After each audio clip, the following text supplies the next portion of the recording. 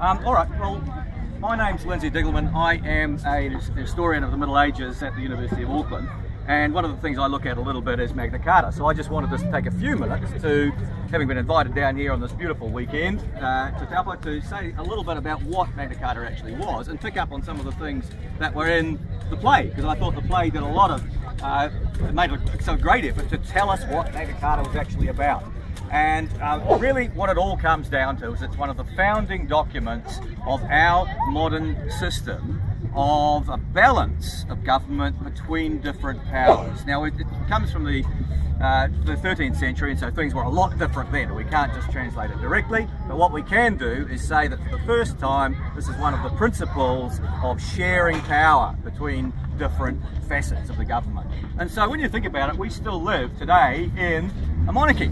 There's a direct relationship between the powers then and the powers now. A monarchy under Queen Elizabeth today, sharing power, she's more of a figurehead of course, but with a parliament and representatives of the people, and a lot of that comes from Magna Carta.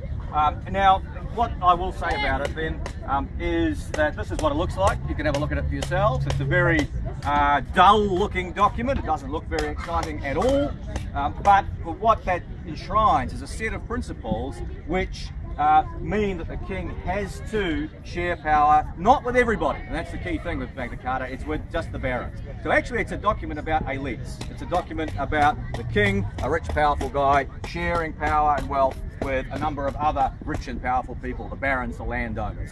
The ordinary people didn't really come into this, and that's something we need to remember. That would be a development much later on in history, when the ordinary people started to have a say for themselves too. So we shouldn't think of Magna Carta as a document that actually starts to enshrine democracy or freedom for everybody, but rather just for a few people.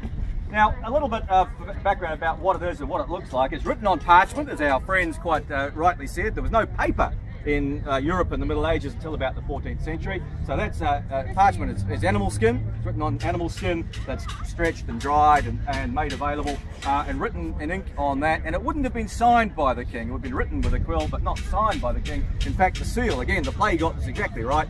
The seal would have been impressed upon it. So hot wax would have been used, and the king, when he agreed, placed his seal upon it. Now, why was it necessary to tell the king what to do? Why was everybody so upset with King John? It's not the first time there'd been a powerful king, but in fact what a lot of the barons were doing was not looking forward in time to say we want new arrangements. They were partly doing that, but also they were looking back in time, because they said, your ancestors, King John, your grandfather and your great-grandfather were much better than you were. They actually agreed with us, our ancestors, about how power should be divided up.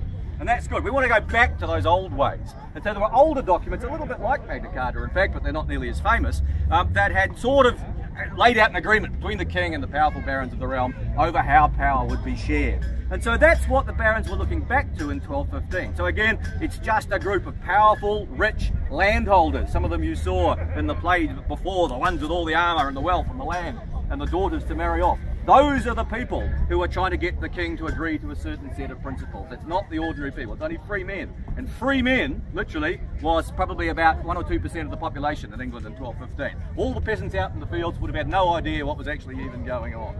And now when we look at it then, what are these principles? Because when you think of Magna Carta today, if you know anything about it, what it stands for is liberty, freedom before the law, the right to a fair trial, all of those factors that are central to our own view of democracy and human rights and liberty.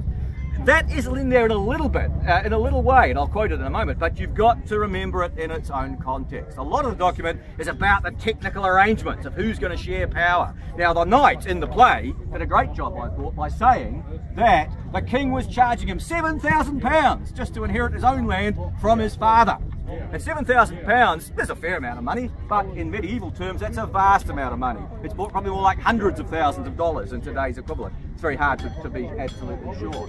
But the king was not playing by the rules that had been established earlier on. He was saying, I'm going to tax far more money than the customs had allowed. And that's really what they were upset about. So a lot of it is about the technical arrangements between the barons and the king as to who's going to pay for what, who's going to share power. But down out of the 63 clauses, down here somewhere in this very dense Latin document, you can have a look at it later on, down about 2/3 of the way down, there's two really important clauses out of the 63, and these are the ones that have survived. And like any good medieval historian, I'm carrying a copy of the translation of Magna Carta in my back pocket, as one should.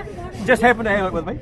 And so I'll just read you the very, very brief clauses here that show us why Magna Carta is still important today and why we're standing here talking about it 800 years after the event. So these are the bits, after all this technical stuff about I'm not going to let you marry off my daughter without paying a certain fee and all of these family issues that are vital. About half of Magna Carta is about all that stuff, which has no relevance today in our modern society whatsoever because things have changed so much. After all of that technical stuff, we get to clause 39. So I'll just read this out. No free man. And remember, free men is only that 2% of the population. It's not everyone, but even so, the principles enshrined. No free man shall be arrested or imprisoned or outlawed or exiled. Neither will we, that's the king, attack him or send anyone to attack him, except by the lawful judgment of his peers or by the law of the land. So the law of the land means something. And the king cannot act without the law of the land being in place. And that's why Magna Carta is important today. Now I see that the reenactors have started there, so I'm just going to talk for another 1 minute basically, just to finish it up. And then what I think I might do is just hang around here, and if anyone wants to talk about it a bit further, I can show them the document and say something about that. Okay, so just to finish, why has it got this heritage? Why does this very obscure document, which has one important statement in it, still matter? Because in later centuries, people looked back to it as a model.